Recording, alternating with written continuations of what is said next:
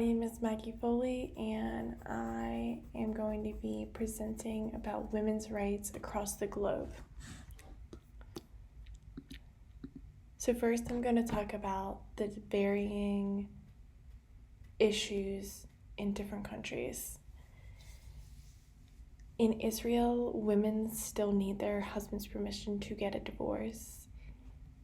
In 32 countries, women need permission from their husbands to get a passport.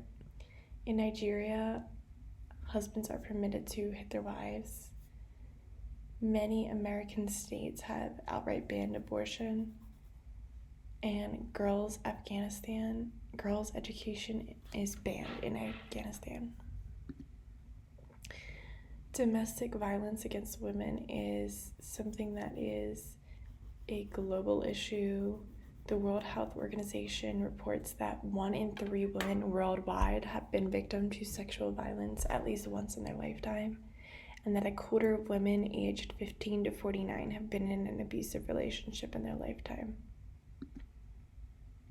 Abortion rights is also a women's rights issue that is an international controversy. Different countries have different regulations regarding it, but every country has regulations regarding it, and it is an issue that is controversial and talked about and debated about in every country. There are some countries such as Egypt and Madagascar which outright ban abortion. It doesn't matter the circumstances. No woman is allowed to get an abortion. In countries such as Algeria or Pakistan, a woman is only allowed to get an abortion to preserve her health. In some countries such as India and Ethiopia, a woman is allowed to get an abortion for economic reasons if she's not financially stable enough to support her child. Then there are countries such as the United States and Mexico, which have no current national laws addressing the issue of abortion and reproductive rights, which means that it is up to the local governments to decide, and it is a mixed bag of regulations depending on the area that one lives in. There are also countries such as Sweden, China, and Italy and France that allow an abortion for up to 12 weeks. And to see more about this issue, you can go on to reproductiverights.org/map/worlds, and you can see every single country in the world and their laws regarding abortion. Here are women's rights international organizations and activists.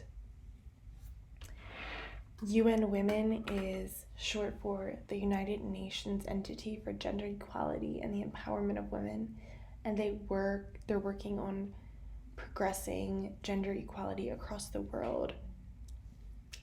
Malala Yousafzai is a feminist arguing for specifically getting girls across the globe educated because of her experience in Pakistan when the Taliban took over and they banned girls from getting an education.